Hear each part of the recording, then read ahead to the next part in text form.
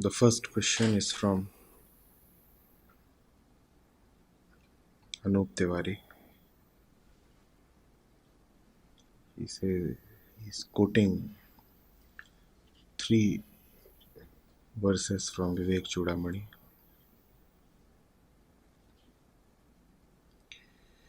Verse 303 says, as long as there is even a trace of poison left in the body, how can one hope for complete recovery? Even so, the yogi cannot attain liberation as long as a trace of egoism remains. Then, verse 304, by the complete cessation of the ego sense, gained by restraining the diverse mental waves created by the ego itself, and through the discrimination of the innermost self, one experiences the reality as I am this.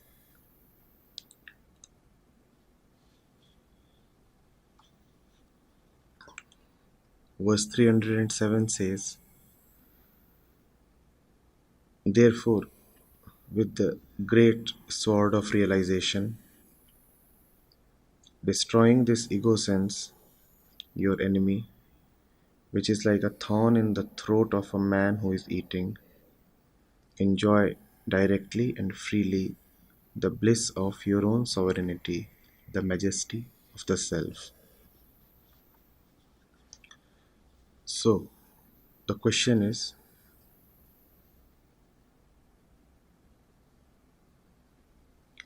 the suffering is tremendous due to this big wound, the ego that I am carrying, and I will have to cut that on my own.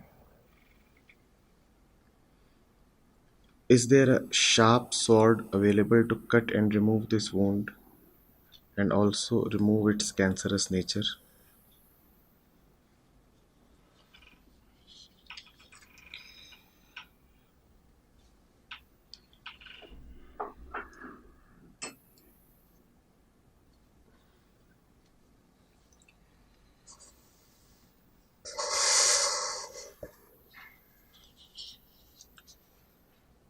Anup, if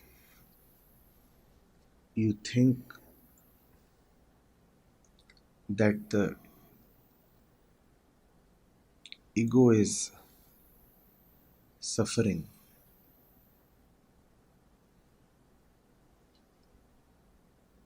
then you must also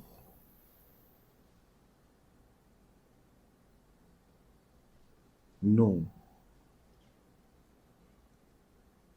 that the elimination of the ego or disidentification with the ego involves suffering even greater.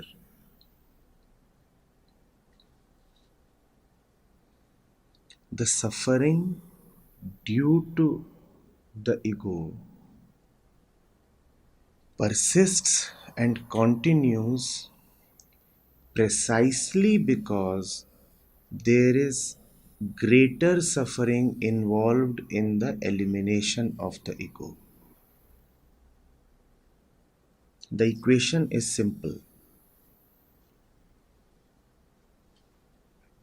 Had it been ego and suffering on one side and simple joy and freedom on the other side, the choice would have been straightforward and obvious.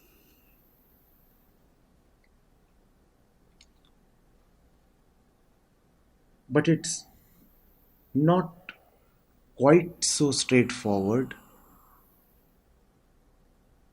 even though it actually is. To get rid of suffering, one has to be prepared to pass through even more suffering.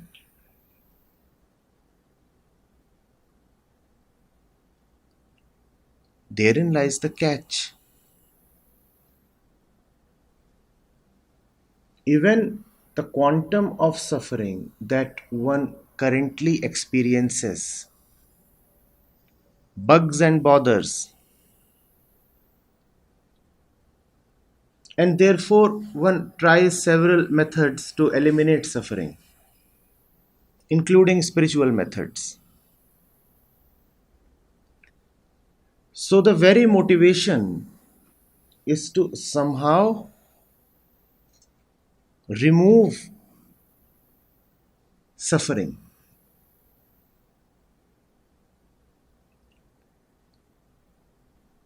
Now, to remove suffering, there are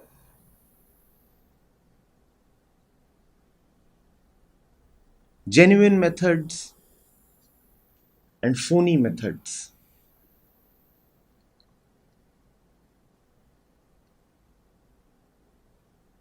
What's the mark of a fake method? A fake method for the removal of suffering does not go to the roots of suffering.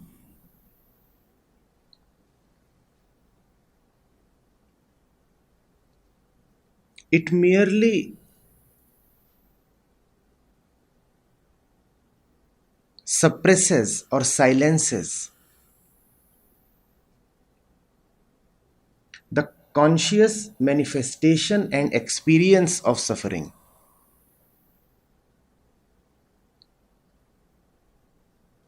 And in that there is pleasure.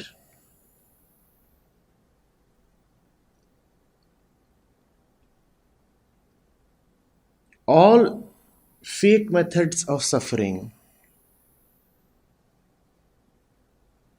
deal with the manifestations, expressions of suffering.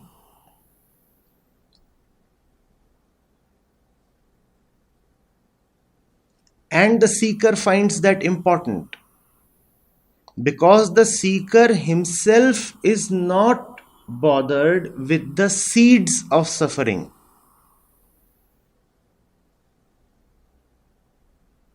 What has troubled the seeker is the experience of suffering. We must discriminate between these two, the seed of suffering and the conscious manifestation, the sensual and mental experience of suffering. The seed cannot be experienced, and therefore most people have no grudge, no complaint against the very seed of suffering. People start noticing and complaining and striving only when the seed sprouts, gains strength, gains volume, becomes apparent and experienceable. Then the experience is bothersome.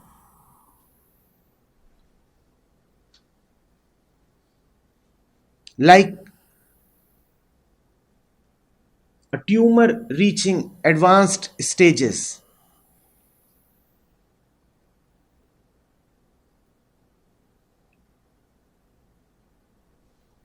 In the initial stages, when it was a bit in the seed form, then trouble was lying unmanifest, relatively dormant. So trouble could not be noticed or experienced. Remember that one does not go to a physician to get rid of the disease. If the disease produces no symptoms, if the disease remains hidden, latent, there are so many people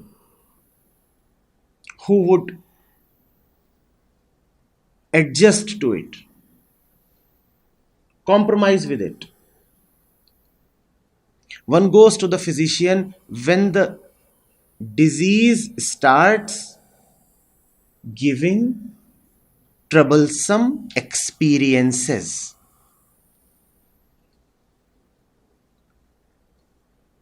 So most people are bothered just with the elimination of the experience of suffering. That's their aim.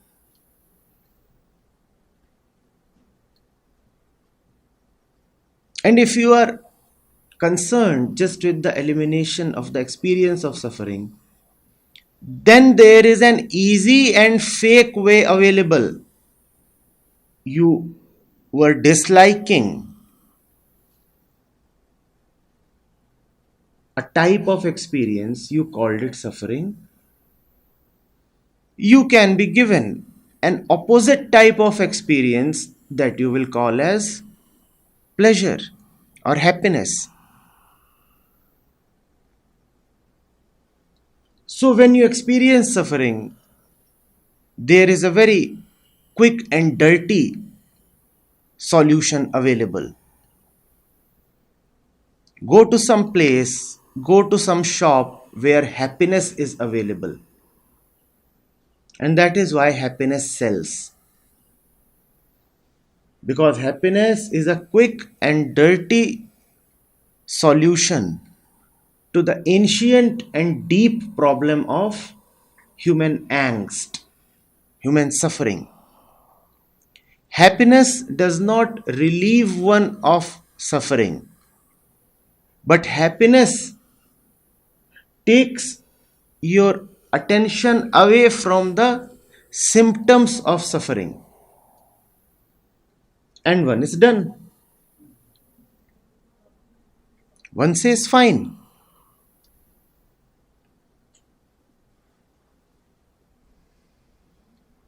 Because the objective has been served.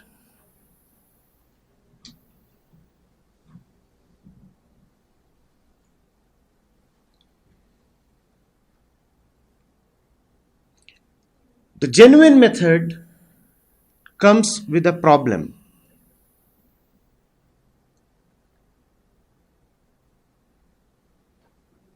The genuine method exposes suffering, makes it conscious.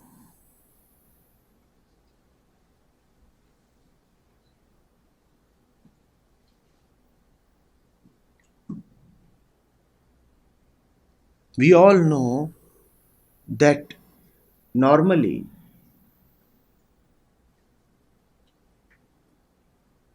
only a very little bit of the entirety of mind is available to conscious experience.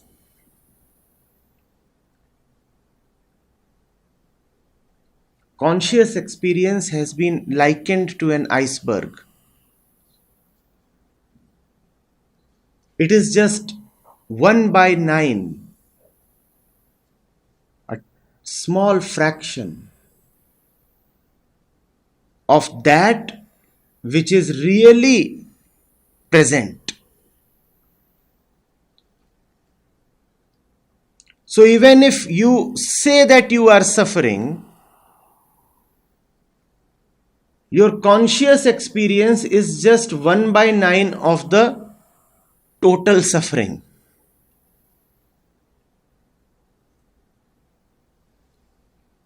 It's a tree of which only 1 by 9 is above the surface.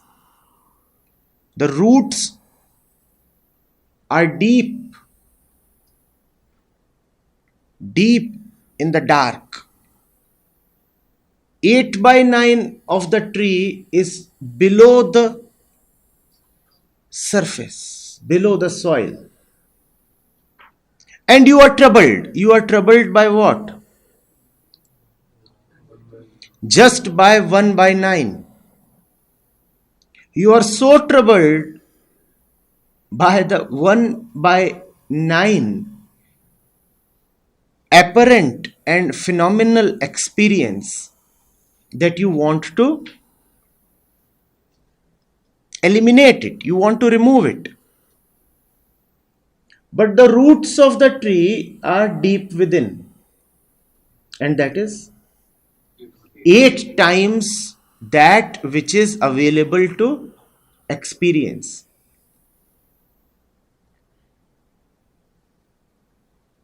To remove that one portion, actually the whole tree has to be uprooted. If only the surface level phenomena is removed, very soon the tree will regrow, branch out again, because it has strong roots. Most of the tree is just roots. The roots are 8 times bigger and deeper than the shoots and the trunk and the leaves and the twigs. It's that kind of a tree.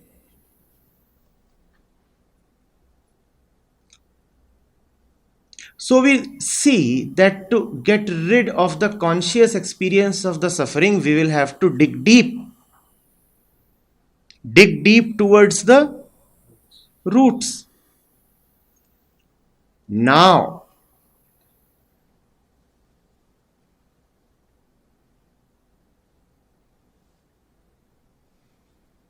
begins the pain involved in the procedure.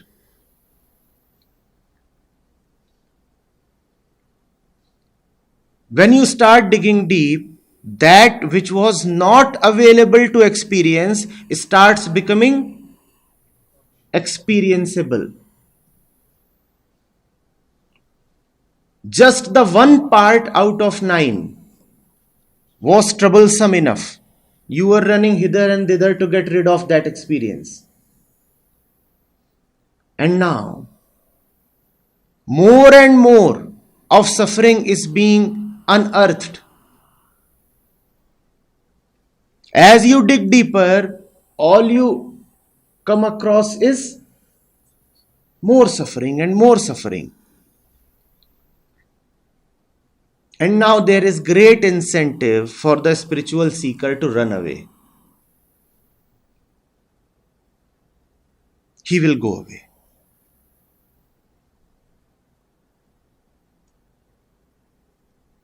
Who will remain?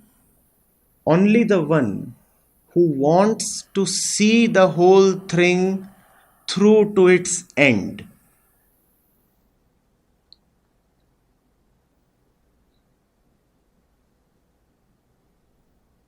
One's commitment has to be very deep. And one must not be merely wanting the elimination of the superficial symptoms.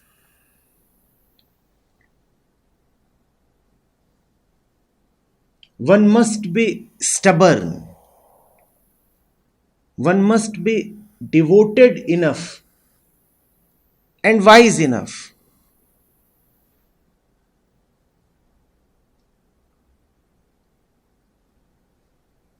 to uproot the whole tree.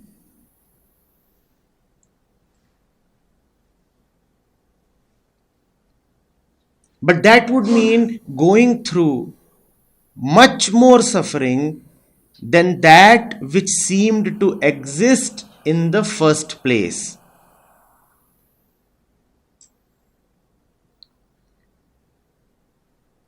So the real process, the genuine process, involves something counterintuitive.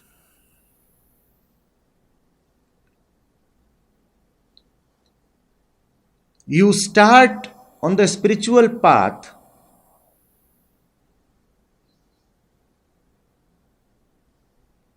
to get rid of one part of suffering, and to actually remove that one part, you must face 8 more parts.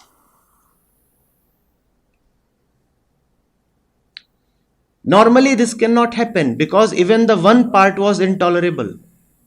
If one part was intolerable, how is one going to face 8 more parts?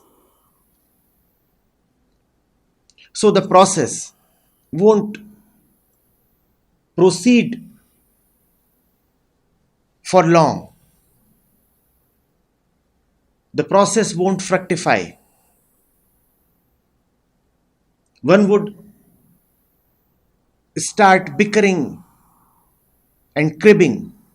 One would say, what kind of medicine is this that is only enhancing the pain? One would say, I came to get rid of my condition,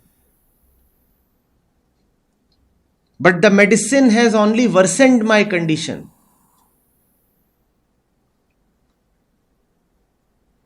And when one would be saying that, that would not be false. One's complaints cannot be just brushed away. It is a fact that the spiritual seeker, the genuine man, goes through much more suffering than the ordinary, normal man.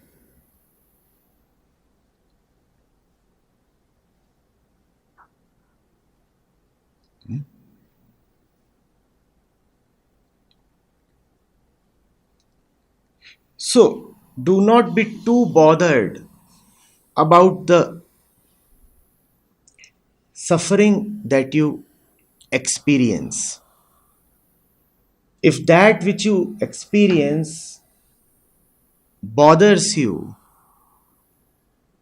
then you will not be able to go through that which is needed to be gone through. It is a fallacy that life for the spiritual man is free of suffering. It does not happen that way.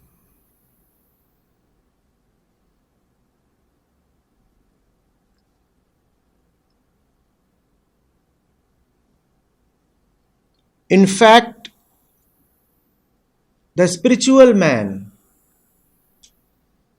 is the one who is capable of going through much more suffering than the ordinary man.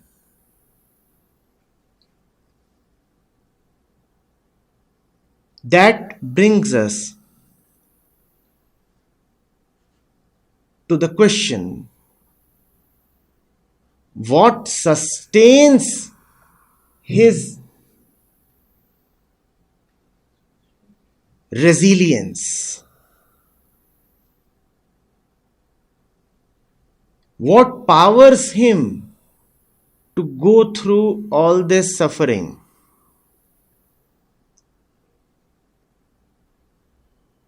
The answer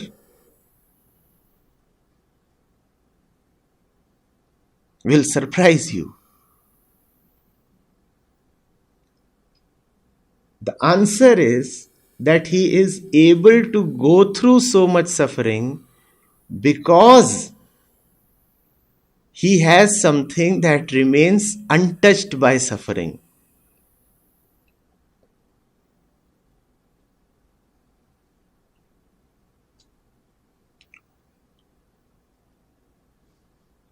He is able to go through a lot of suffering because he does not really suffer. He suffers and yet not. He suffers and does not. Does he suffer? Of course, yes. Does he not suffer? Of course, yes.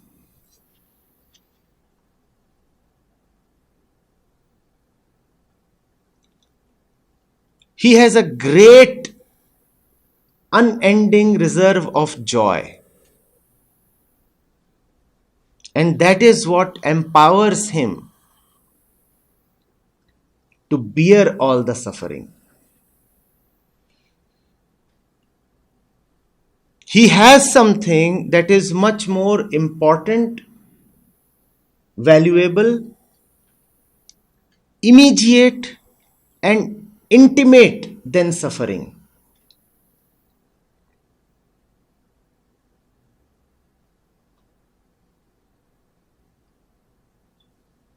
That is what takes him through. Otherwise, how would you cross over?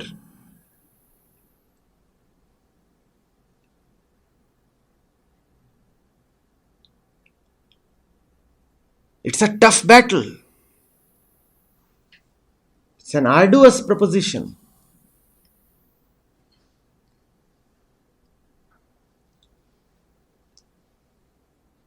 It's an entire ocean of suffering.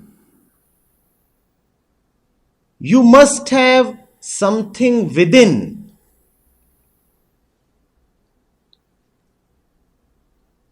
that emboldens you to invite suffering.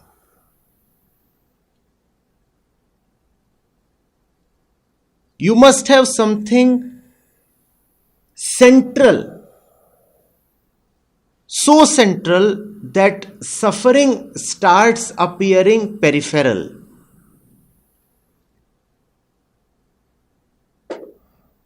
So do not ask me, Anu, how to get rid of ego and its pangs.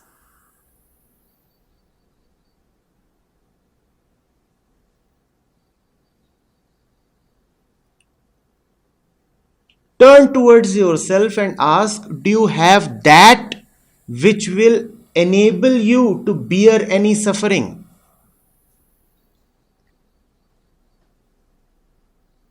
It's a weak man who does not want to suffer.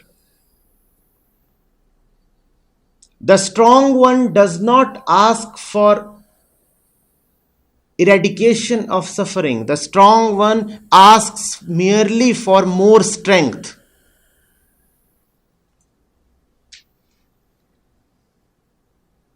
The weak mind says, let there be no suffering. He has no option but to request this. Let there be no suffering because I am not strong enough to bear it.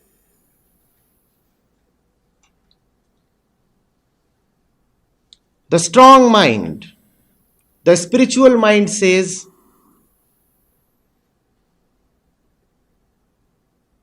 let there be suffering. All I want is the intimacy of that which will enable me to go through all the suffering without breaking down. That is a mistake that so many seekers make.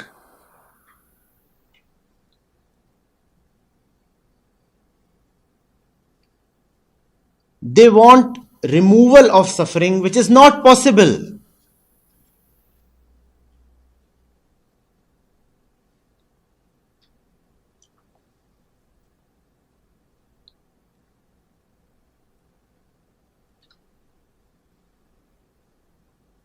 Instead, they should ask themselves, is something beyond suffering present in their life?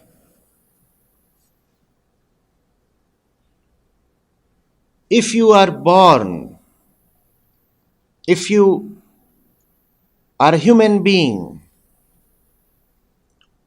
if you are an embodied being,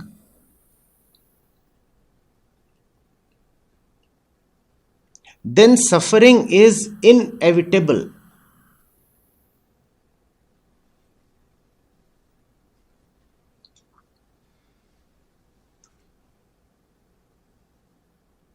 And if you are a seeker, then even more suffering is inevitable. Who told you that the realized ones do not suffer? They joyfully suffer. That's the only difference between them and the normal sufferers. The normal sufferer curses and complains. The mystic, the man of God, suffers and suffers so deeply that he dances.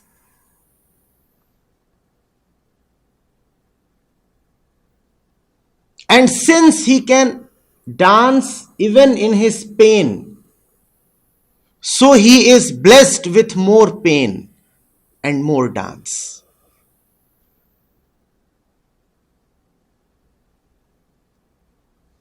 If you want to just dance without pain, then your dance will be hollow.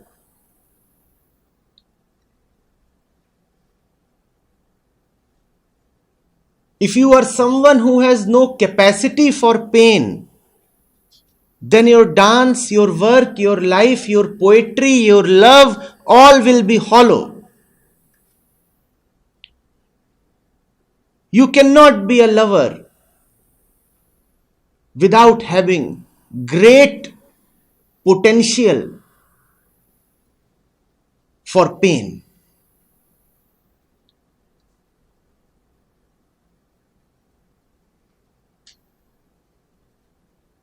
Great poetry arises only from deep suffering. But deep suffering is available only to those who are deeply joyful. Otherwise, suffering will break you down.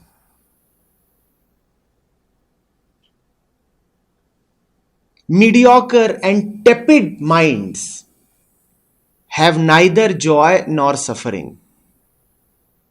All they have is a shallow existence dealing with very ordinary experiences. Only large hearts can get broken because they allow themselves to be broken. Because they know that even if they are broken 1,000 times, they would still be put together by something more powerful than suffering.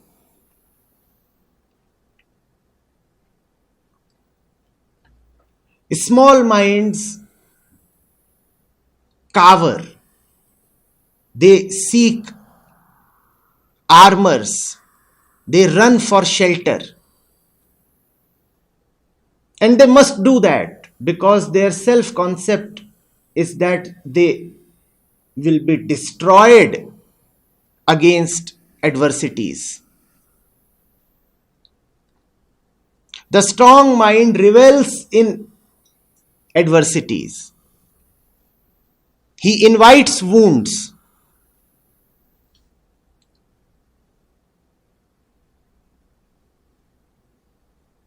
सुखिया सब संसार है, खावे और सोए. That's the common man, dealing in shallow happiness. Eat and sleep. That's the life of the common man. And dedicate your life to earning, eating, and sleeping. What else does the common man do? दुखिया दास कबीर है, जागे और रोए. That's the man of God for you. Capable of awakening and capable of suffering. जागे और रोए. सुखिया सब संसार है, खावे और सोए. So if you are someone who is seeking sukh, then don't come to Kabir.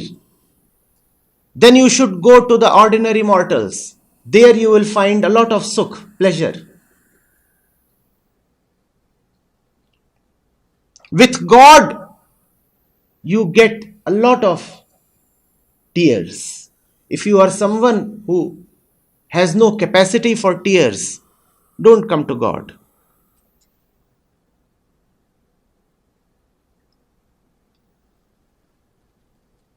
Gagan Damdama Bajiya,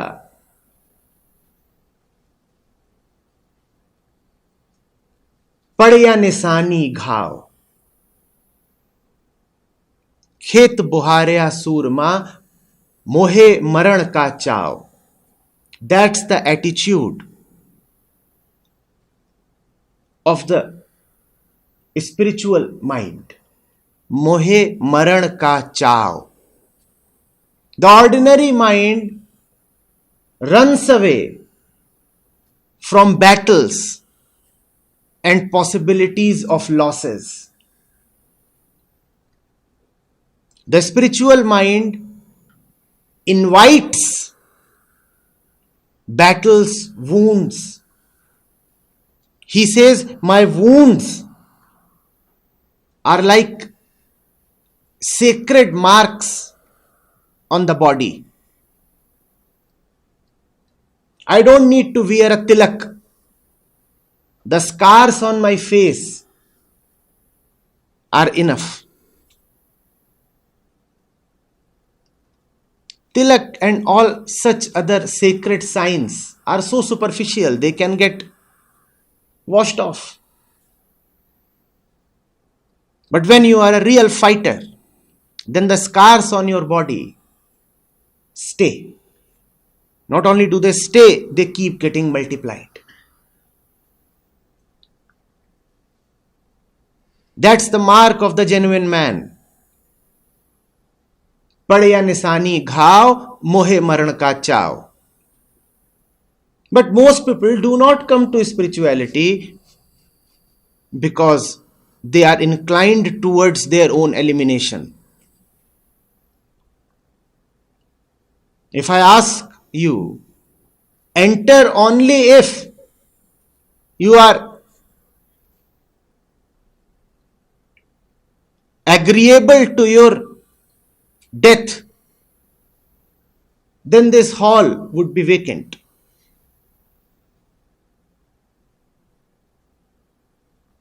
If a form is circulated at the entrance, मरने का चाव है? Yes, no. Yes, enter. No, go to your home. Who would be here?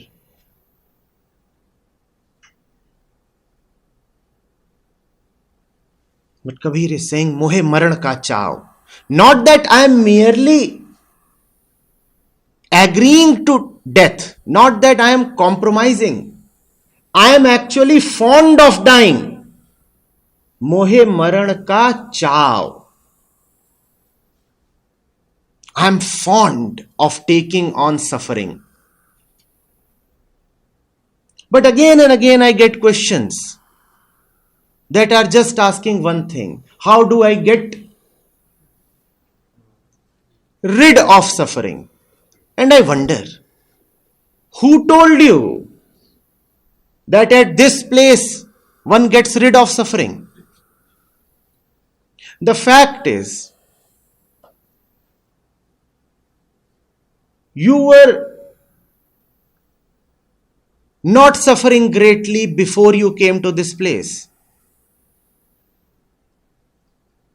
Those who come here and start living here, they are the ones who really encounter suffering.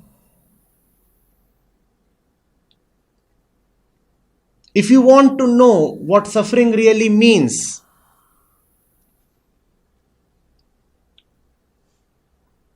then meet the people of Bodhsthal. Read their lives, read their experiences. They are the ones who have now admitted, rather invited suffering into their life.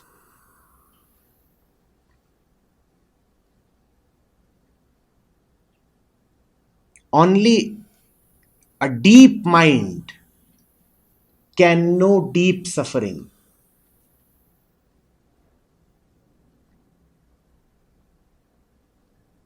For shallow minds, there is only shallow pleasure and shallow pain. A little bit of happiness, a little bit of sadness. Beyond that, they have no appetite. Beyond that, they anyway cannot take or digest.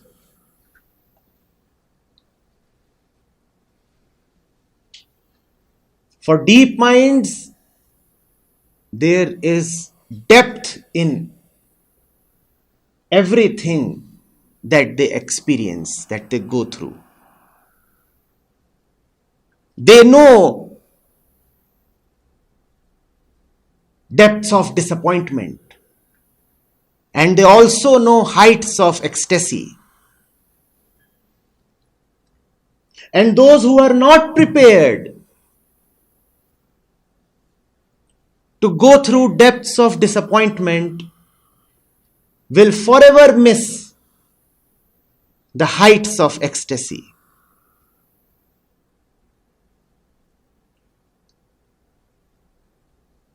It is, remember, ecstasy that powers you to bear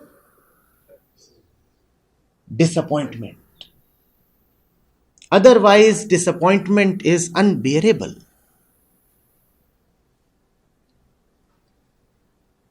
And now you know why this world is so afraid of pain.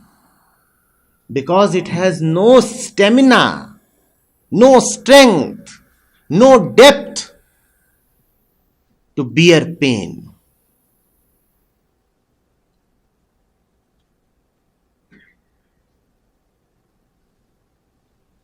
That's the reward to the deep mind, to the spiritual mind.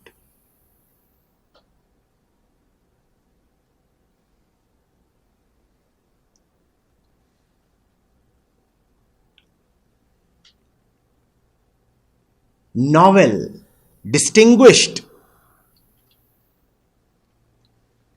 extraordinary suffering.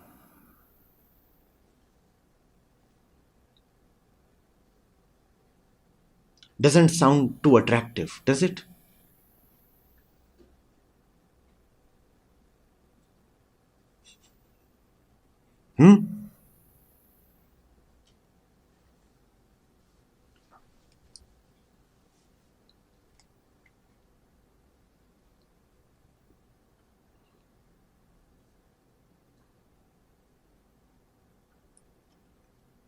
If you have been brought to spirituality by the hope that life would be full of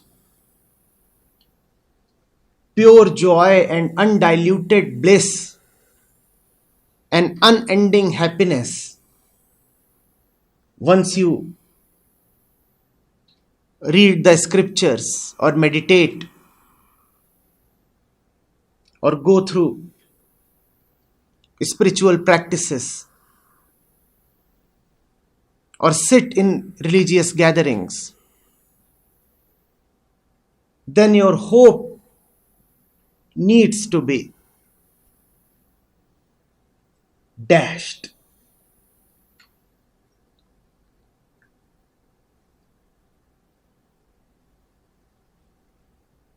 No.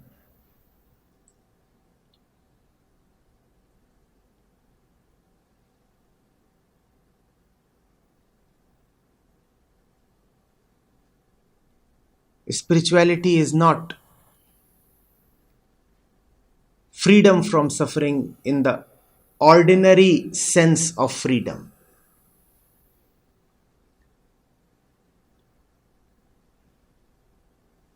Spirituality is depth in suffering. Spirituality does not free you of suffering. Spirituality frees you of shallowness. Suffering would remain, shallowness would go. So you won't have shallow suffering anymore. Now you would have deep, deep suffering. Most of you would be finding all this quite abhorrent.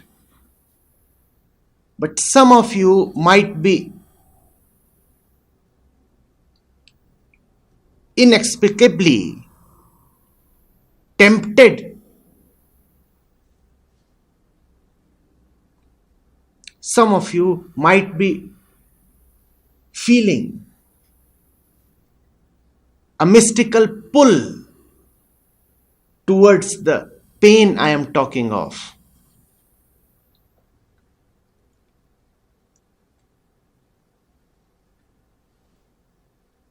God is only for those who experience that mystical pull towards a pain that cannot be explained.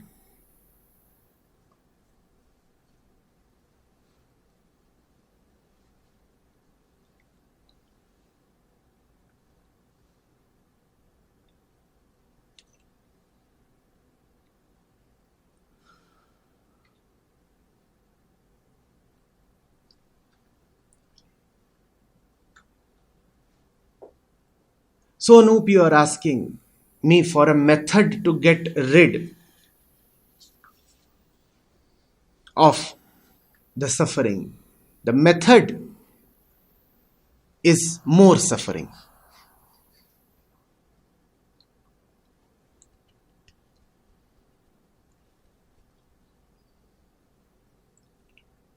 But to go through more suffering, come close to that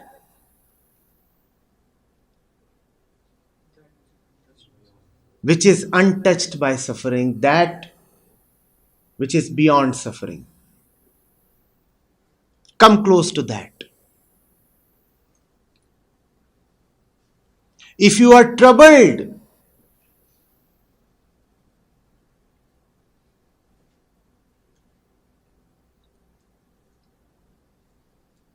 by the dirt that you see in your house,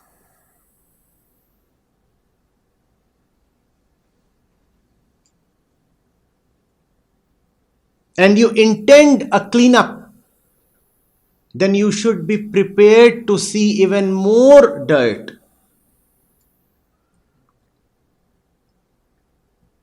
The dirt that you are currently seeing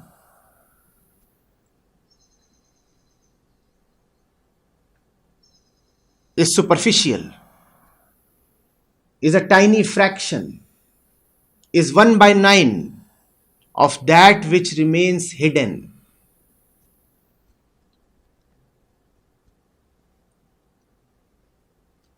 So do not ask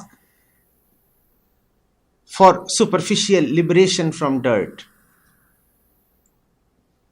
Ask for a hard broom and ask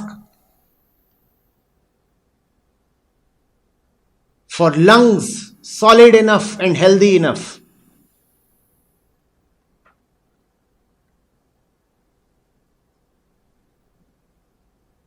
And arms strong enough. That's what you must ask for.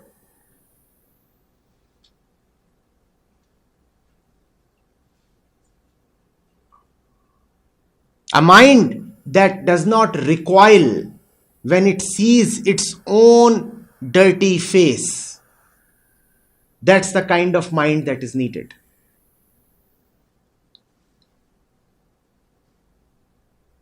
People come to spirituality expecting to see beauties.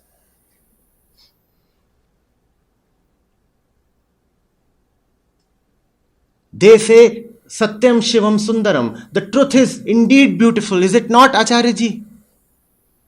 Yes, the truth is indeed beautiful. But you are not.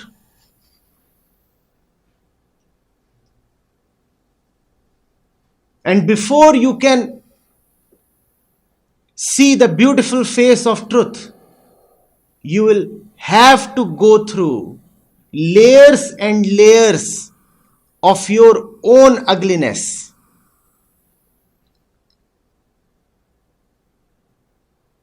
If you are fond of beauty, you must be prepared to look at ugliness straight and square.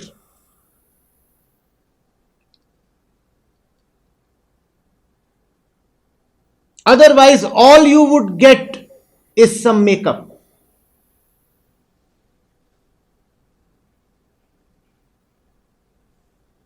Real beauty would remain elusive. In the name of beauty, you would just cover up the ugliness. And these are the two methods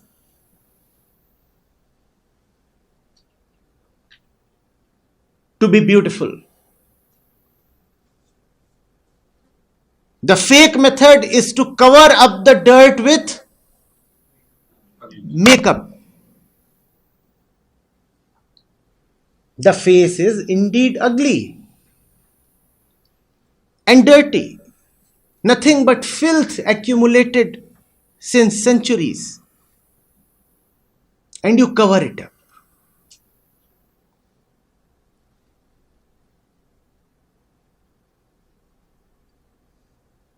A paint job. This is the phony method. The genuine method is to keep peeling off the ugly faces. And you cannot close your eyes as you are peeling them off. You will have to look at them and you will have to accept that so much ugliness indeed does exist.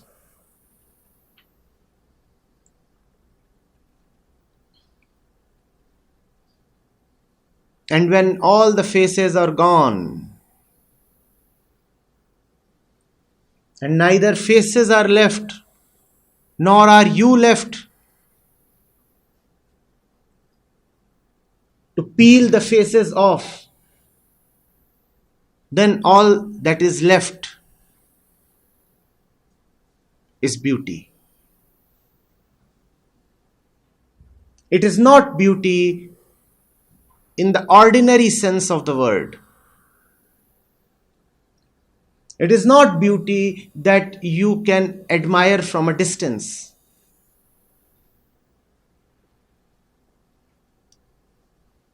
It is beauty for the beautiful one.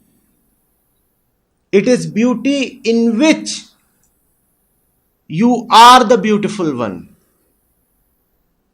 It is beauty in which the beholder of the beauty is himself the beautiful one.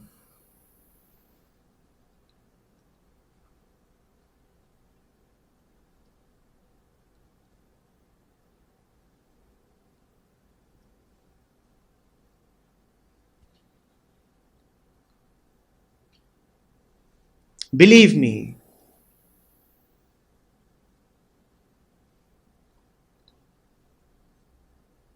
if you are someone whose life is normal and largely free of suffering, then you are either a Buddha or a very cheap thug.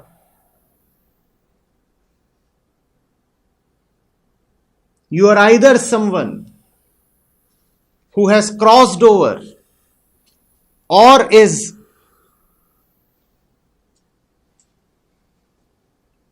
a retarded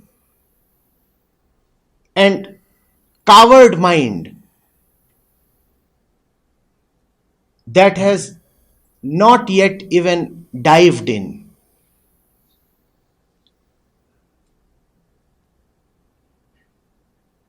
Being born as a human being, it is impossible to live a so-called happy life.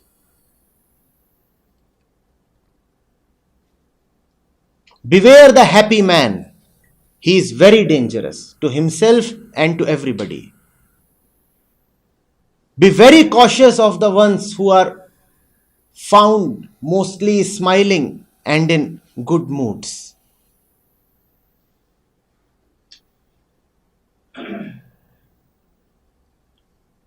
They are hiding their teeth and their fangs.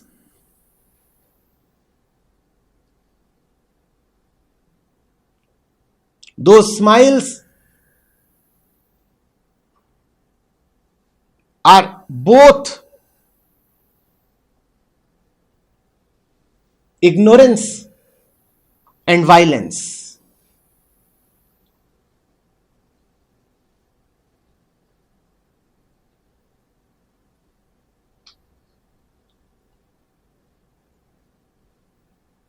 You may find all the CEOs and the go-getters smiling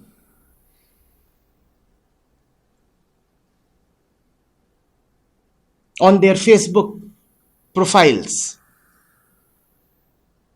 How often have you seen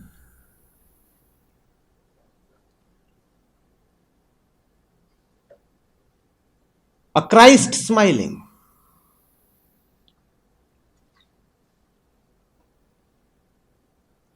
Any representation of Krishna in which you can see his teeth?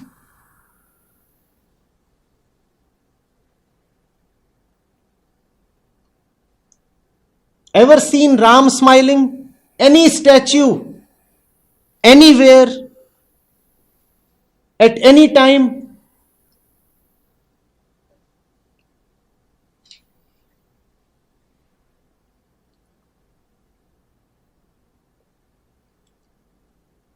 Their face has been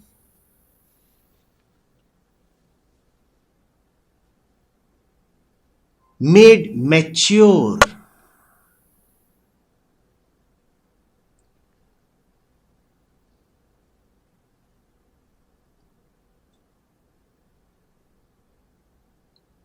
by suffering.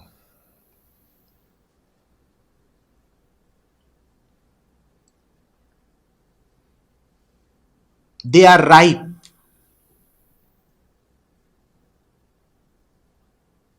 They don't giggle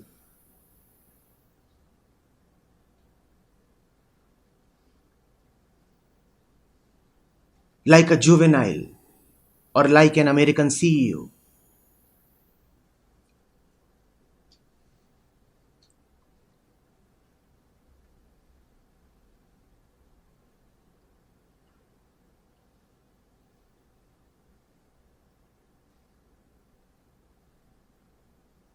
Even when Kabir says, "Sun sun aave mohe hasi," rest assured he was speaking with a straight face.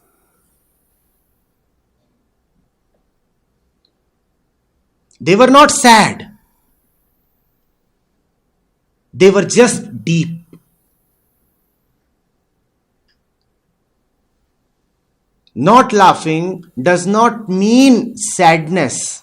It only means you are not excited. Happiness is a kind of excitement.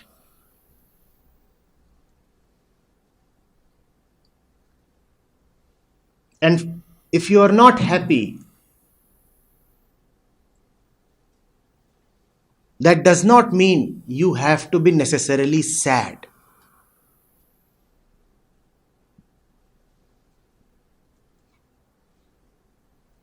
And there is great beauty when you are neither happy nor sad, when you are just deep. When you are just deep, then your face is as beautiful as that of a Kabir, as that of a Buddha or Mahavir. You cannot imagine a Mahavir guffawing, or can you?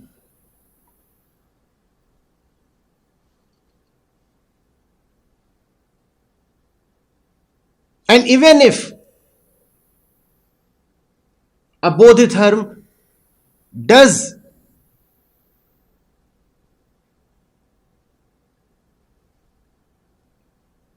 come up with a raucous laughter, even that laughter has depth.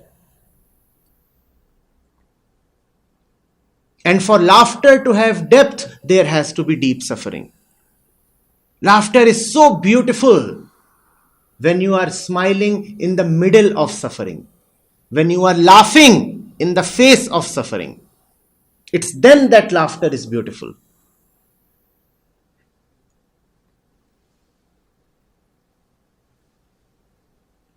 Look at these here. Look at these faces.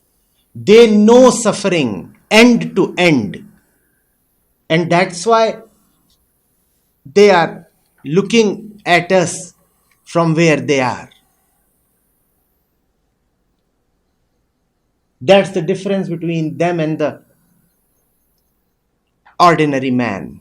The ordinary man worships happiness.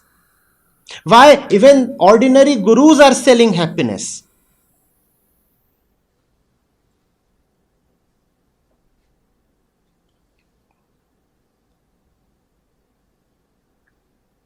A very prominent organization in the field of spirituality has become popular by organizing happiness camps.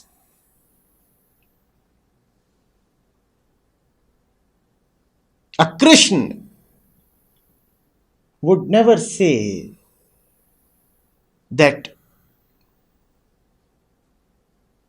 happiness is the aim of life or even important. Nor would a Kabir say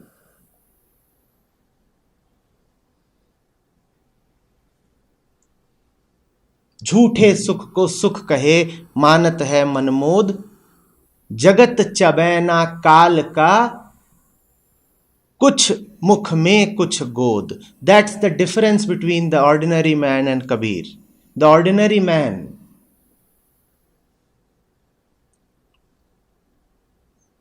is a happiness chaser. And markets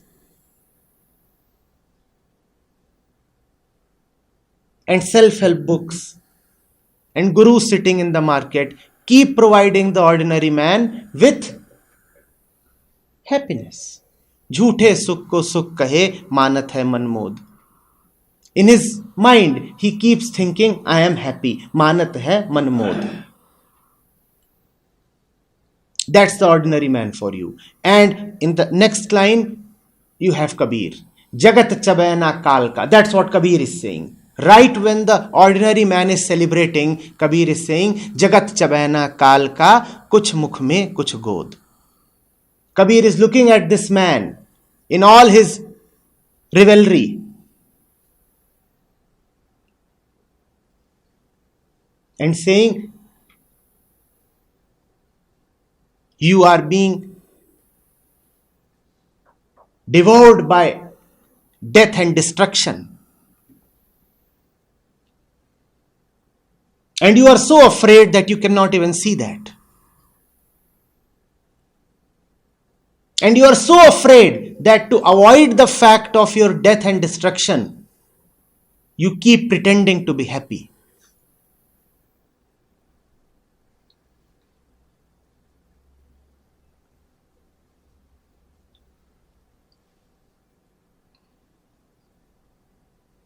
Spirituality is not there to deliver you happiness. And if you find somebody, anybody selling happiness in the name of spirituality, run away.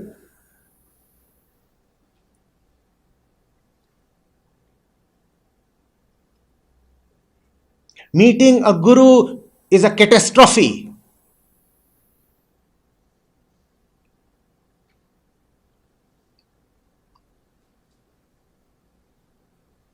It is a calamity that you have only partially invited.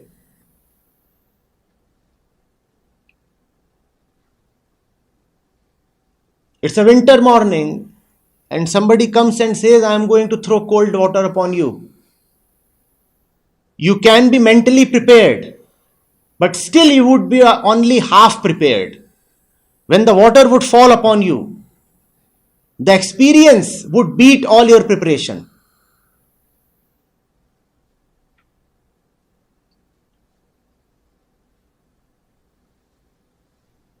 You can never be fully prepared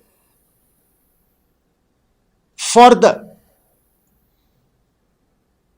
catastrophic experience that a guru brings to you.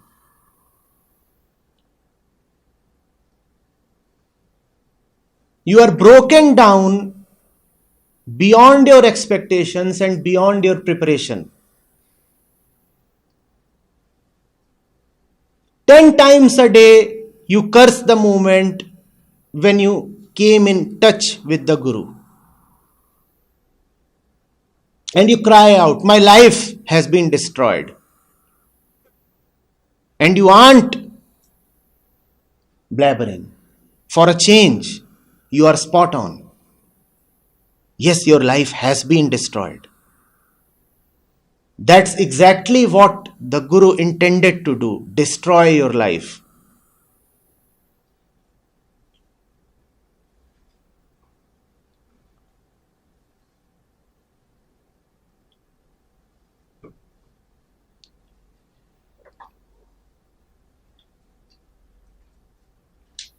Some of you would be finding this scary. The others would be finding it mysteriously appealing. They are the ones I'm looking forward to. The others, I just want them to be too afraid to come any closer.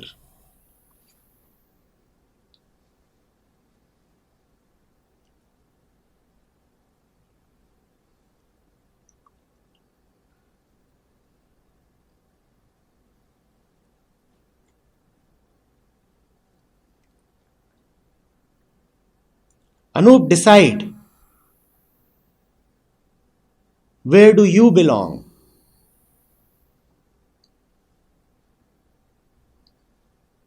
What do you want?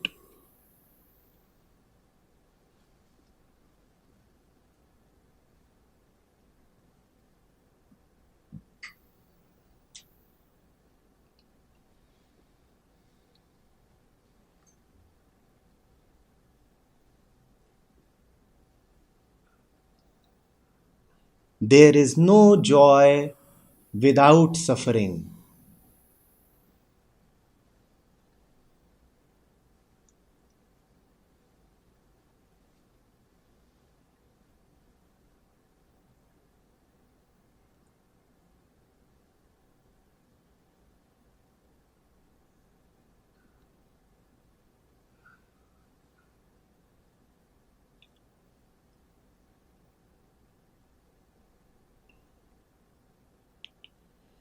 Only when you are shivering to the core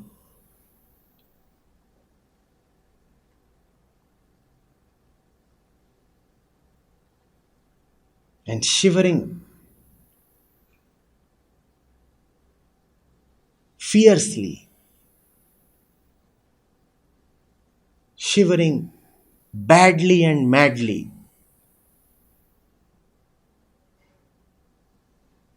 that all your